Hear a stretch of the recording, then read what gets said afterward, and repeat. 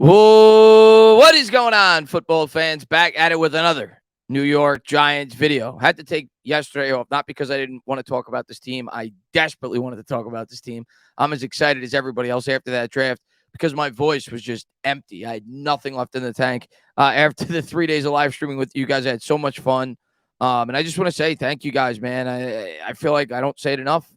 And after weekends like this, I just want to say thank you, in all seriousness from the bottom of my heart, man, for all the support you guys always show me. Had so much fun on the stream.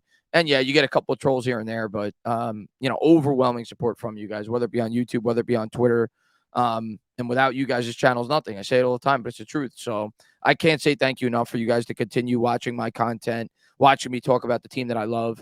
And I'm really looking forward to continuing to talk about it for the next 5-10 years, whatever it may be. This is now my 5th year on YouTube, and I don't think I've ever been more excited to talk about this football team. Just the path and the direction that this team is headed down. And I thought they knocked this draft out of the park. And obviously, you guys know how I felt about specifically the first 2 days. After that, it's kind of a crapshoot. You're going for, depth guys and guys that could fill certain voids. But I really did like some of the picks when I got an opportunity to look further into them. Really excited to hear what Schoen and Daboll had to say. I did watch this video for about 7 or 8 minutes. I was exhausted. I fell asleep. It's 18 minutes in total. So we'll watch the whole video. So I didn't get to hear the whole thing, but I'll give my opinion throughout it. I actually really love doing these commentaries when I get to watch Daboll and Schoen speak. Gettleman and Trimmer didn't really do this so much. I think it's educational. And I think it's great to get it directly from the horse's mouth, right? In terms of the opinions rather than just reading quotes. So I'm going to continue to do these videos whenever they make press conferences because I think it's always good, to be able to share my opinion based off of what they had to say when I get an opportunity to actually watch it. But real quick, we'll go over the draft. Obviously, you guys know how I feel about the first 3 days. The first 3 days are a slam dunk. Like, there's really no debating. New York Giants knocked the first 3 days out of the park. Deonte Banks, I mean, I loved him. You know that. I think he was a clear top 20 pick in this draft. Giants were able to get him at 24. Then you got John Michael Smith, who, in my opinion, was the best center in this draft at 57. And then you got Jalen Hyatt, who probably should have been a mid-second round pick. So the day one and day two, I don't even think many people would debate that, was an A. And then after that, I mean, we only had 4 picks after the trade-ups. Originally, we had 11 picks in this draft before any trades that were made. Of course, we traded one for Waller. We traded a few picks to move up to get Deonte Banks. We traded more picks to go up and get Jalen Hyatt. So when all was said and done, the New York Giants had 7 players to add to this year's roster through the draft, plus Darren Waller. So it was kind of an opposite to last year's draft in the sense that last year Joe Schoen was trading down and accumulating more draft capital and future draft capital, really to have the opportunity to be able to trade up this year. And I think he probably looked at it like he's got a further developed roster. Now he's looking for guys that he feel could be difference makers, whether that be Waller, whether that be Hyatt, whether that be Banks, the 3 players that he traded up for in this draft. So I think he took a completely different approach this time around from that standpoint. He was looking more for quality rather than quantity. Last year, it was kind of the opposite, where he was trying to accumulate as many draft picks as he possibly could. The other thing that you could really look at is every expert under the sun was saying that this was not the deepest of draft classes, that the value was kind of between picks 30 and 70, that there was only, say 15 first rounders, but there was a good group of talent there between the late first round to maybe the early third round. And I think that had a lot to do why Joe Schoen traded up also. He probably saw a dramatic drop off in terms of talent right around that 73rd overall selection when he moved up to get Jalen Hyatt, who probably shouldn't have been there to begin with. But hey, listen, day 3, you guys know, I said it on Twitter before we drafted him. He's one of the 3 guys I wanted before day 3 started in terms of realistic possibilities for the Giants. I always thought we were going to go running back at some point in this draft. It has nothing to do with getting rid of Saquon Barkley. I think Barkley's clearly going to be here this year. And I'm curious to see what Joe Schoen had to say when I get to actually watch it. I've seen the quotes that came out from this press conference. I think they came out from this press conference regarding Saquon Barkley. So I'll give my opinion on that throughout this. But Barkley's going to be back. But I think the Giants needed more depth in that backfield. And if you watch the last 3 or 4 games last year, you really started to see them open up the passing game regarding Barkley. He was getting between 7 and 10 targets a game. And I think they envision him in that role this year. Maybe he only gets 12 to 13 to 14 to 15 carries a game in that ballpark, but he gets 6 or 7 catches. And they, elongate his, career and also make him more efficient throughout the entirety of the season if they're not running him into the ground. If, say, Eric Gray takes 6 to 8 carries a game. If Breida gets 4 or 5 carries a game, right? That's kind of the way that I envision this. This is going to be more of an RBBC this year. Although Barkley will still be the man in charge, he'll still be getting his 17, 18, maybe 20 touches a game. But I do think there's a reason they brought Gray in. He's really good between the tackles. I also think he's a good long-term replacement for Saquon. You're not going to replace Saquon with one player, but I do think Gray could be kind of a 1A running back, especially if you continue to build up this line.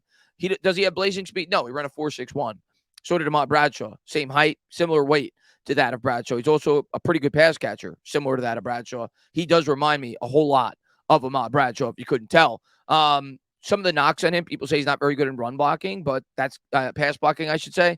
But that's kind of a common knock on most rookie running backs. It's very rare that you have a running back like Ezekiel Elliott who comes into the pros well-equipped to be a very good pass blocker. So it's not really that bad, in my opinion. He runs hard between the tackles, good one-cut runner.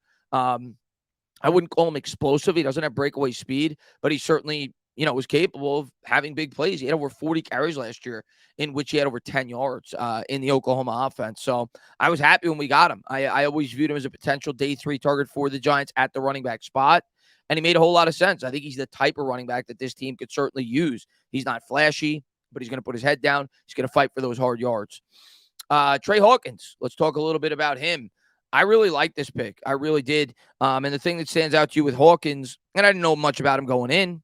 I've watched some highlights since. I know that we interviewed him before, but I didn't do any homework on him. Very similar to Cordell Flott the year before. Nobody really knew much about him.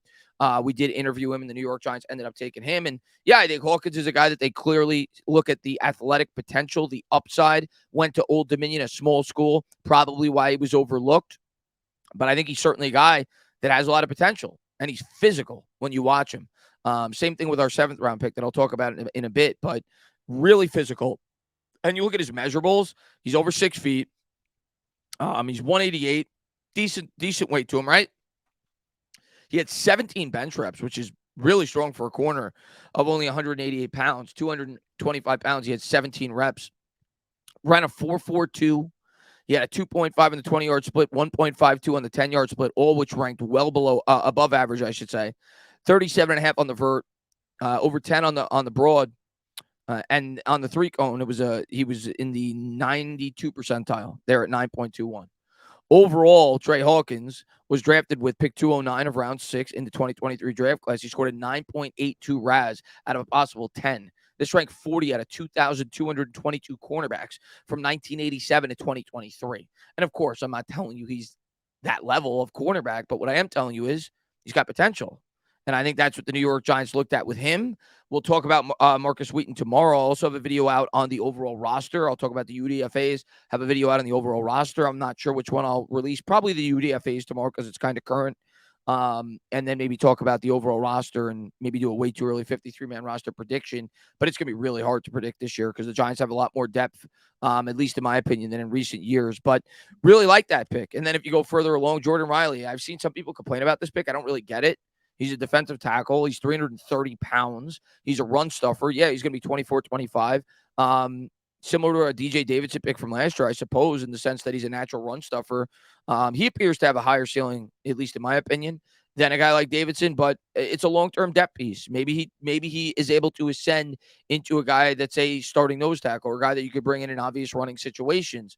But the Giants, they go for depth here. There's nothing wrong with that. The other thing I'll say about Hawkins is I think he's going to be able to contribute to special teams. Special teams this year for the Giants should be much better just based off the overall improvement in the strength in the roster.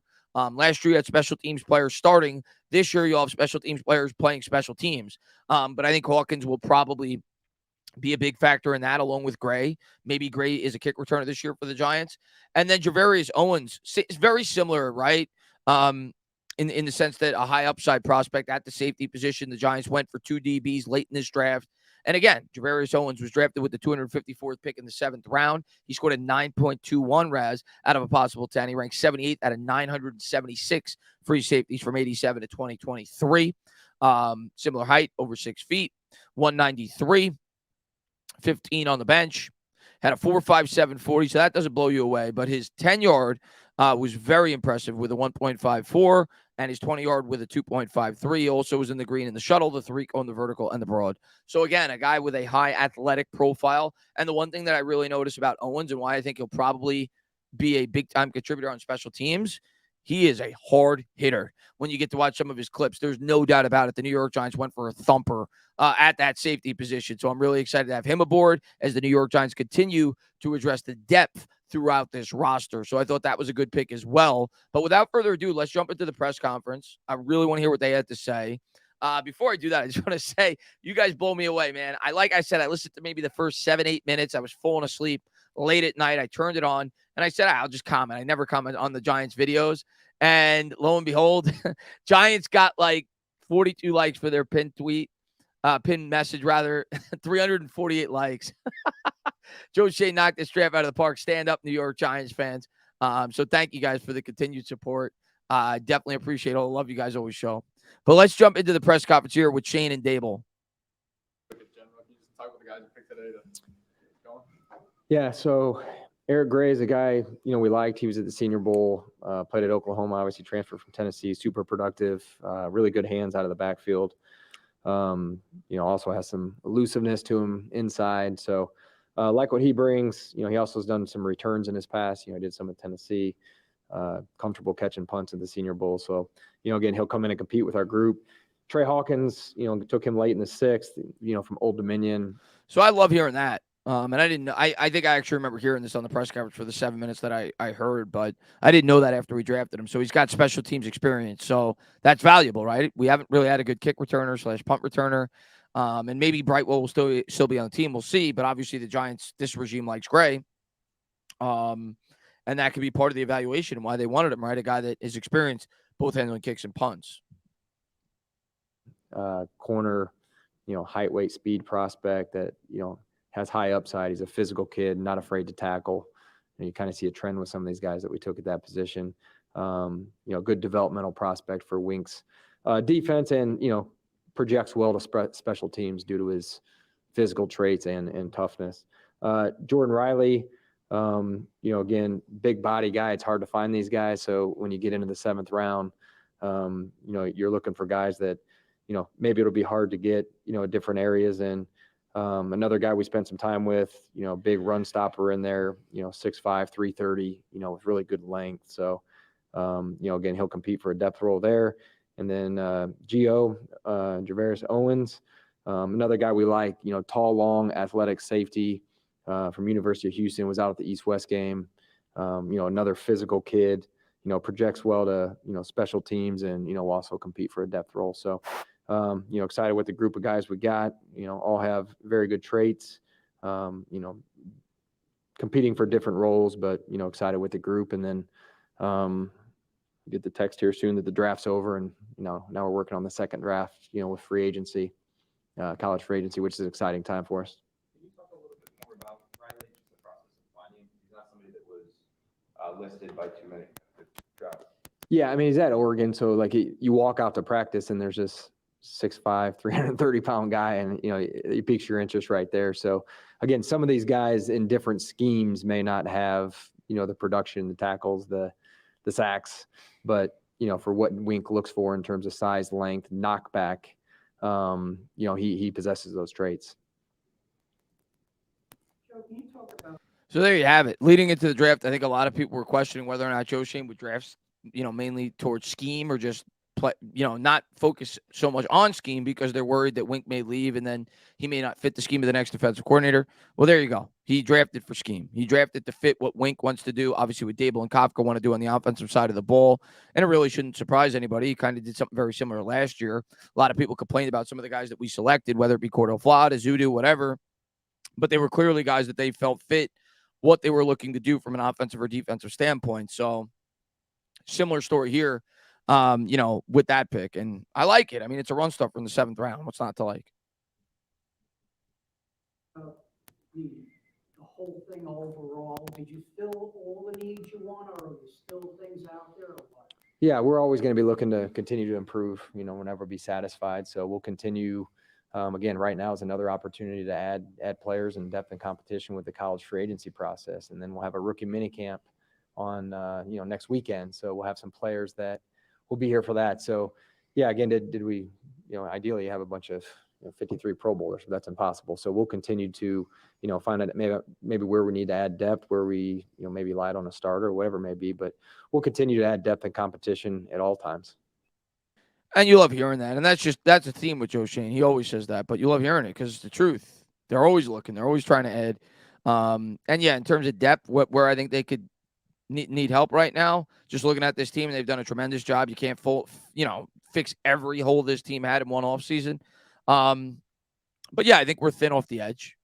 I think that's fair. We're probably thin at the safety spot, thin at the linebacker spot. So I think those are some areas. I think we're really deep right now in the wide receiver position. I think we're pretty deep at the corner spot as well. I would say edge or linebacker, maybe the safety spot is where they could be looking if they want to bring in an established pro. Obviously, they're not going to spend a whole lot because we don't have a whole lot of cap space. And I'll probably do another video on that as well, breaking down the cap, especially after we get some of these extensions out of the way, whether it be Dexter Lawrence or Saquon Barkley. Joe, you at the start of the offseason talking about how you wanted to add depth along the defensive line, which you've obviously done. Do you feel like you have enough depth on among edge rushers? Yeah, and that's something, again, we can continue to look for that. Again, I think we have, Ellerson Smith coming back. He's a young prospect that showed promise but had an injury last year. Timon Fox is a guy we like. So those guys have all played snaps, and, we're excited about them. And, we may add a couple tonight, or, again, we continue to look at our emergency list. So we're always weighing those two things. What's available, post-draft, based on how teams drafted over the weekend. There may be a surplus of players that come available next week. So we'll continue to look at all positions. We'll measure where we are, if we like our group or not. And, again, we don't play till September in terms of the regular season. So, if we're devoid of something somewhere, we'll continue to look. Ryan, Gray was saying he feels he has natural hands. And how important is that, for you, for running back, for your offense? I mean, he seems to project like he could potentially be a 3-down guy. Yeah, no, we'll see. Again, I just go back to, I think the question you asked, Bob. Look, we're always going to look to add and improve, all the way through the season, from on Tuesdays when we have off. So, and just in terms of Gray, I think he's a very mature young player, has had some production, does have good hands. How that sorts out, that'll be up to him. The cool thing about it is after their rookie weekend and they come back, then we'll finally have an auditorium full of seats. So the coaches will be standing on the side and finally have, kind of a full auditorium to start working with. Joe, I wanted to ask you a little bit about your process in terms of the trades the first 2 days, because I thought it was interesting. Sometimes you see GMs who might not have the trust of other teams, of guys that you talk to. Like you mentioned the deal you have with Trent Baalke. You guys obviously exchanged information. For you, how important is that to build those relationships where you're kind of sharing some of your plans? I mean, I know there are some guys who don't want to give away too much information, feel like maybe it comes back to burn them. And do you feel like that has helped your process?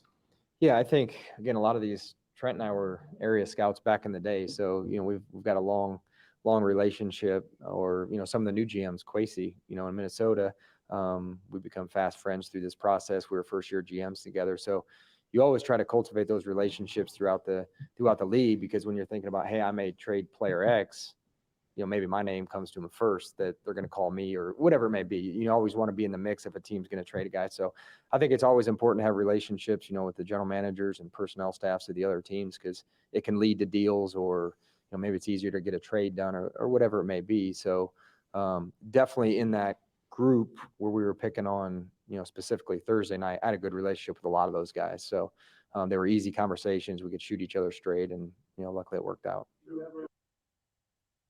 And that's one thing that Joe Schoen has shown you in bunches since he's taken this job through 2 drafts. He is very flexible in terms of willing to trade up or trade down and just be active throughout the draft. And this offseason, he's been really active with trades, right? Obviously traded for Waller. But last year in the draft in 2022, he traded down twice.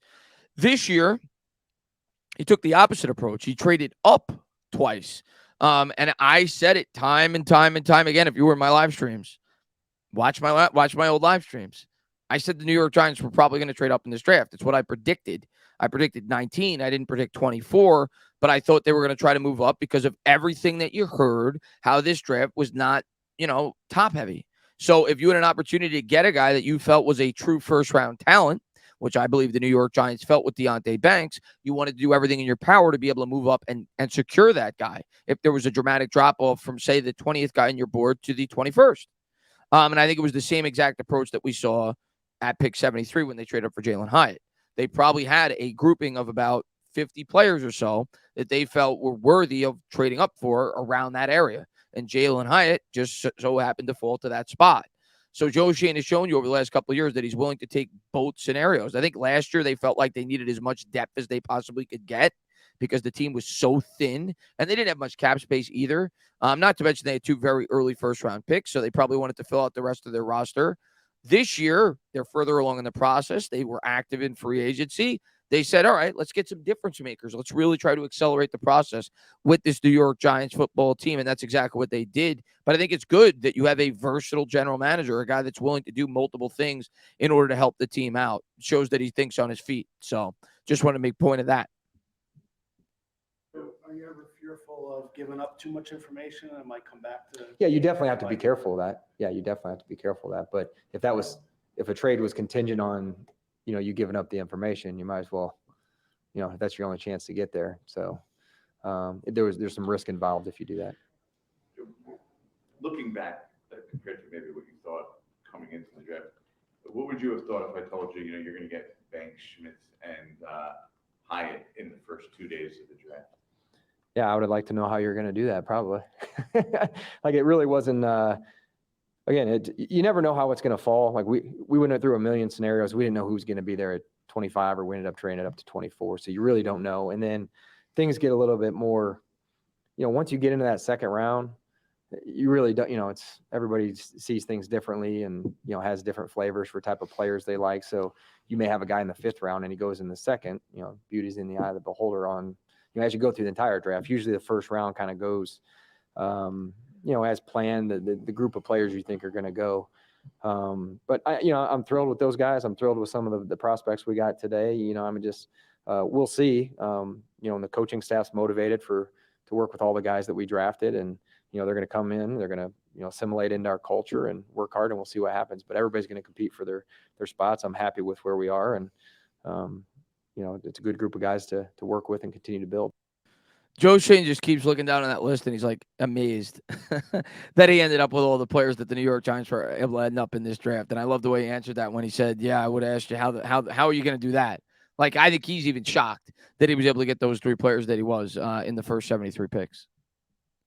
This isn't a draft question, but I don't know when the next time we'll talk to you will be. Do you plan to re-engage in negotiations with Saquon? Or are you just saying he's playing on the tag this year? Where do you kind of foresee that? Yeah, we'll have conversations with him. We had conversations last week. So there you go. Again, not beating around the bush. I love this guy, and this is what you saw all over Twitter. I think they're getting a deal done. I've said that now for about a month on Twitter, maybe not so much on my YouTube channel, but I think they're going to get a deal done. When I talked about the Saquon video when I was at work the other day, that type of deal is what I envision getting done. Let me talk about the Saquon Barkley situation briefly, real quick. It's easy to take the fantasy football approach. It's easy to think of it from a Madden standpoint when there's not a human element. Like, yes, I completely understand the argument. Well, he's a running back, short shelf life, $10 million. What's the incentive to give him more money? There's a locker room element. There's a human element. There's a guy that is respected as a leader for this football team, the face of the franchise. And they're trying to build a culture. You don't want to upset the culture. You don't want to divide the locker room. And I think you want to show that you want to reward your best players, the guys that help you get to where you want to go. And anybody knows that Saquon Barkley is an ultra-talented player. He just so happens to play the running back position. I think they're going to get something done. I think the Giants want to get something done with Saquon Barkley. I've thought that. I just don't think the New York Giants want to go above and beyond, nor should they at this point. They have all the power. The running back market cratered. Like I said in that video, I think it's going to be something along the lines of 22 to 25 guaranteed, which is really the only number that matters. And what is $22 to $25 million guaranteed? It means you're committed to him for 2 years. It means you're not destroying your salary cap long term. And it also means for Saquon, you're getting more security. Instead of getting just $10.1 million, and if you get hurt this year or if you regress in play, you may not be able to get another big contract for the rest of your life. We've seen running backs just fall off the face of the earth, right? He gets 24, 25 guaranteed. It basically ties him in to 2 franchise tags without having to worry about playing if he gets hurt this year, right? He gets that money up front. So I think he's happier. I think the locker room is happier as well because they want him to be rewarded. I think they all feel he deserves it. But you're also not going above and beyond. You're not damaging the future cap space for this football team. You're keeping your star player relatively happy. I'm sure he'd want $40 million guaranteed, but I think that's kind of a happy medium that makes sense for both sides. That's the type of deal that I envision getting done. Maybe it's 4 years for 48, but I don't see the guaranteed money being more than 25, maybe $26 million. And as long as it's in that ballpark, I don't think anybody really should be that upset.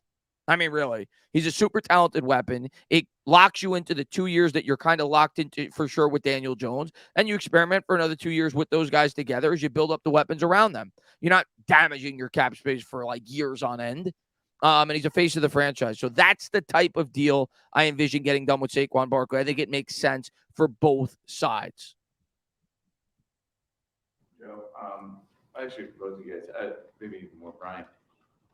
Would you like, assuming Saquon's going by the assumption that Saquon's going to be here and play this year, would you like to, and you drafted a running back, decrease his snaps? Like, do you find that sustainable for a running back to play 80+% of the snaps like he did last year? And is that part of the reason why you wanted to add to that position? Yeah, I'd say it's probably a better question during the season. We're in, what is it? It's not April 17th. What is it? April what? 29th. So we'll cross that bridge when we get to it. Was it important to you that you drafted a running back that was a guy who could catch the ball in the backfield? No, I mean, look, what I tell Joe and the scouts is find good players, people that we can. You don't necessarily always agree, whether it's scout to scout, coach to scout, coach to coach, but you sit down, you talk about these players. I'm excited about all these players. I think there was a lot of good discussions, and I think you just find good players. And then your job as a coaching staff, and I'll say this, till I'm done coaching, is get good players and find a way to use them. So like necessarily you have a playbook, but our playbook really isn't finished quite yet. We just added some players, and we got to do a good job as a staff too of going out there on the practice field and trying different things and seeing how people respond and running different routes or, doing some different blocking schemes or, again, every playbook for me, I'd say the last 5 or 6 years has just been a little bit different. And that's based on the players. I love Brian Daboll. That's what you want to hear in a head coach. Not to liken this to basketball, because they're two completely different sports. But if you're a Knicks fan, you remember Mike D'Antoni, right? Mike D'Antoni had this system that fit really well with the Phoenix Suns, right? With Steve Nash and Amari Stoudemire and Joe Johnson. And, they kind of took the league by storm with that system. Then the New York Knicks hired Mike D'Antoni, and he tried to implement that same system with the New York Knicks when they had a completely different cast of players, and it did not work. They tried to make Carmelo Anthony at one point run the point, or at least that was a plan, and that just failed miserably, and it was kind of catastrophic. There were glimpses here and there where it looked okay, but overall the D'Antoni thing didn't work nearly as good here, and I always thought that a big part of that was because Mike D'Antoni didn't look to adjust. He wanted guys to adjust to his system. Brian Daboll is the opposite of that, and as a Giants fan, you should be thrilled. He's the type of guy that says, well, I'm going to get the best out of what I have. Just get me good football players, and I'll scheme up around their strengths. And to me, that's exactly what you want in a coach, whether it's football, basketball, hockey, whatever. You want a coach that's able to recognize the talents that the players on your team have and is able to get the most out of those talents. And he's talking about how his playbook's different year to year based off the talent that he has. And you bet your ass it's going to be different this year. His best player is a tight end, Darren Waller. the New York Giants offense is going to look a lot different than even Buffalo's did. They never had a featured tight end. We're going to have a featured tight end in this offense. So I love that about Daboll. Going into the year last year, we all thought they were going to come out pass heavy, but he identified the strengths and weaknesses on this roster. He identified that we didn't have a very good offensive line, that Daniel Jones was in the first year of a scheme, that our best player offensively was Saquon Barkley. And for the first 3 quarters of the season, he went extremely run heavy. He's kind of like a chameleon. He'll get the most out of the talent that's provided to him. And I think that's a great sign of a head coach. That you have. So as a coach, like tell Joe, find good players, man. These guys have been working their tails off since, really the start of last draft, at the end of it. And, the coach has been working hard to try to evaluate them. And again, you don't know what you're going to get until they're out there doing it too. So that's why we're big on competition. We're excited about the players we have, but we'll throw them in the mix and let them compete it out. How much does Gray's skill set lend itself to the potential to be a passing down option early in his career? Yeah, we'll see. Start looking at them in rookie minicamp. I think they all have a good skill set. We've spent a lot of time watching tape and talking to some of these guys, but until they're out there doing the things on the grass in front of you, and you can tweak things, there's times where you thought you were getting something, one draft with a player, then all of a sudden you're like, man, this guy can really do this a little bit better than I thought. So you start doing that more. So they'll all have fair opportunity to go out there and prove what they can do to see if they can help us. Joe, your conversations with Saquon last week, would you characterize those as negotiations, or was that more like touching base again and saying after the draft? Touching base again, and we'll circle up after the draft. Where you, Plan on, Joe, because there was the contract that was offered originally. Contract was off the table. Would you plan on offering another revised extension to Saquon in the coming weeks? Yeah, we'll talk this coming week now that the draft's over. So we'll kind of reconvene and see if it makes sense or not, through dialogue with his representative. Where you guys are cap-wise, do you need to make a move? Do you have something planned, or are you good, just to get through and now the draft's over? So. If we need to, we have moves that we can make to free up cap space. So yeah, we're working through some things over the next couple of weeks. Since we're on topic of contracts, where do you things stand with Dexter Lawrence?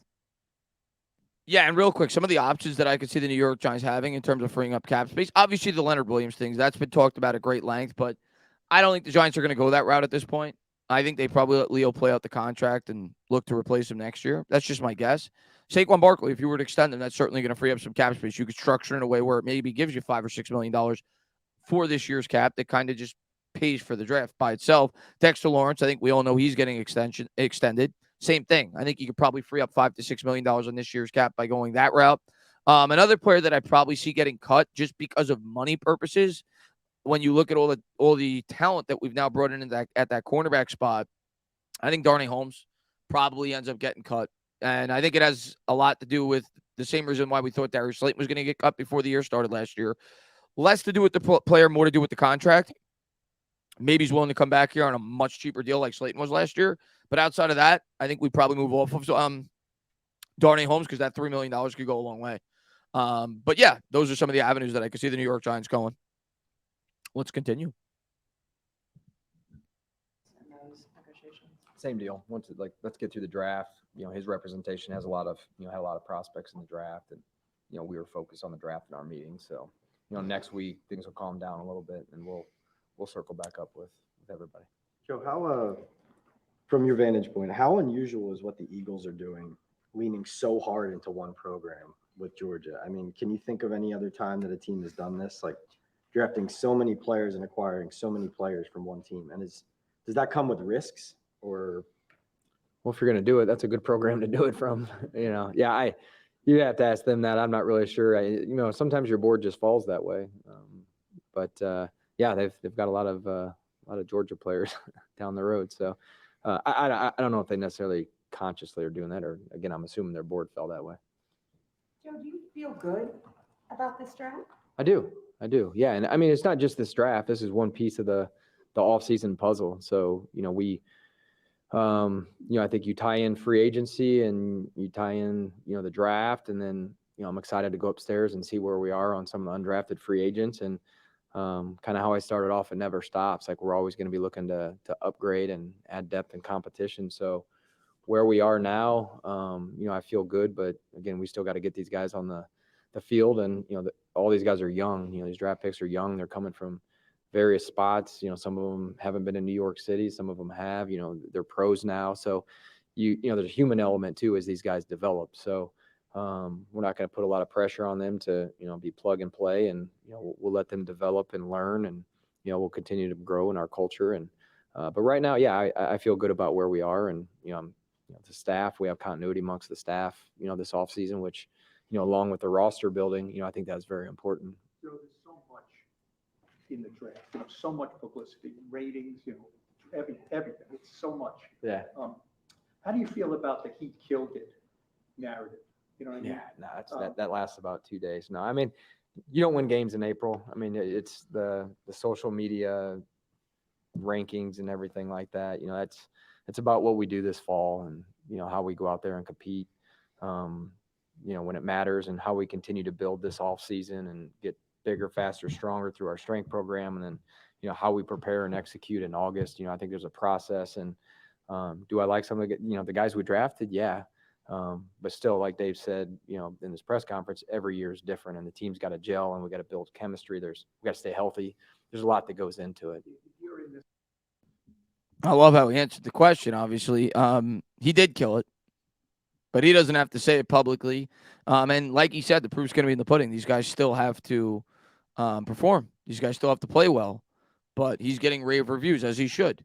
For him to be able to get the players that he did, a lot of people didn't think we'd have a chance to get. He had a hell of a draft, but at the end of the day, like he said, that wears away after about a week.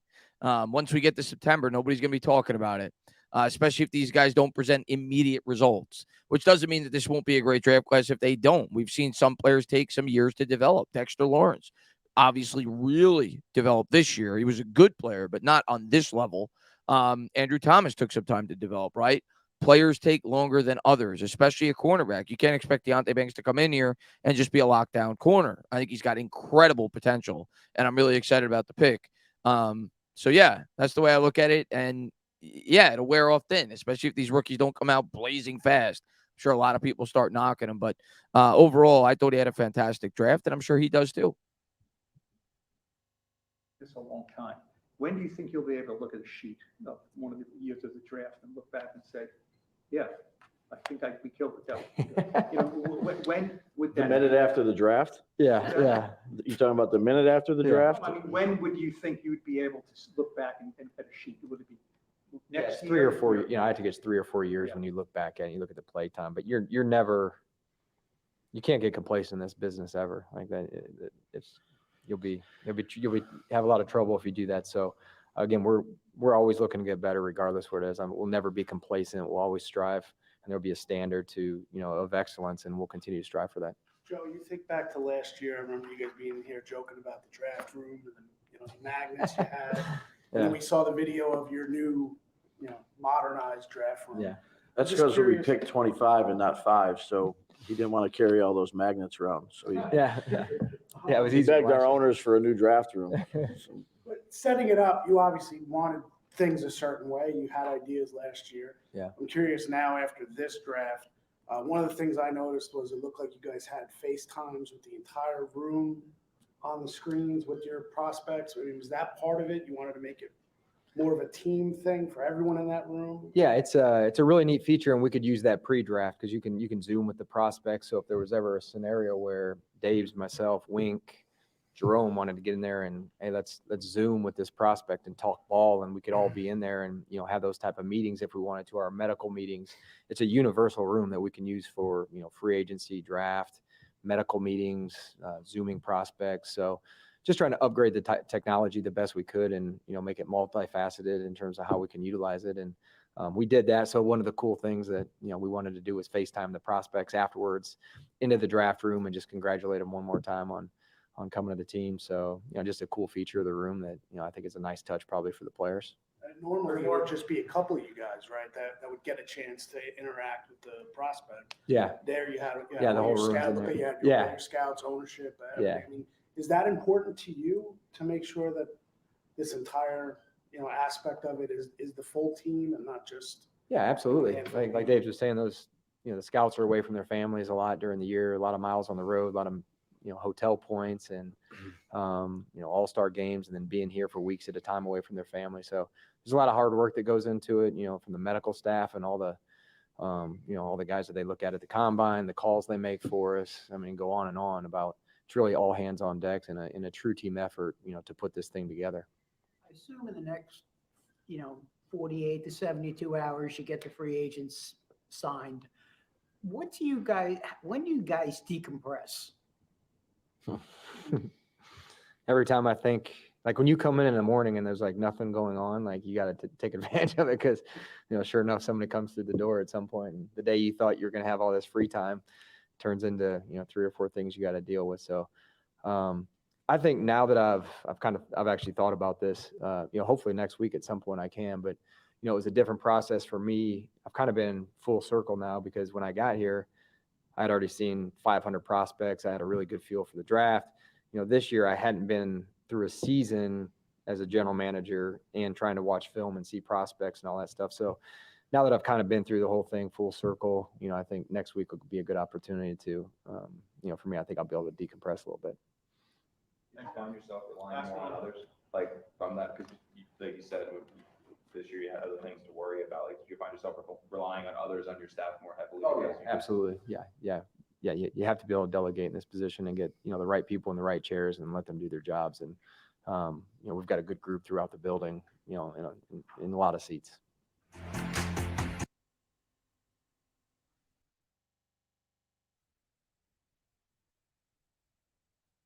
I just realized I was muted. I don't know, man. I love these two guys. I really do. I think they're fantastic. And I'm so excited that they're the head, they're in charge of the New York Giants. Patricia Traynor said it on Twitter the other day, and it's so true.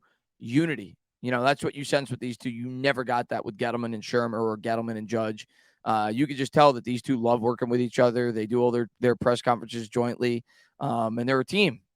And that's the type of culture that they're trying to instill with the New York Giants. Got to be thrilled. I'll have several videos out this week. Plan on having a roster video out, like I said. I'll do a video on the UDFAs to get to know them a little bit better, talk further in detail about them, give my opinion on that. Any other ideas, and I probably should have said this at the top of the video, but I'll probably say it in my next video, being that a lot of you guys probably didn't last this long. But any other ideas that you guys may have, drop them in the comments below in terms of videos that you may want to see. I know one of my other subscribers told me that they wanted me to make a salary cap video. I'll probably make a video on that. Yeah, I'm really excited to really pound out off-season content because I can't wait for the season to get here. As always, guys, if you like what you watch, please subscribe, drop a comment, maybe give me a little thumbs up. Cheers.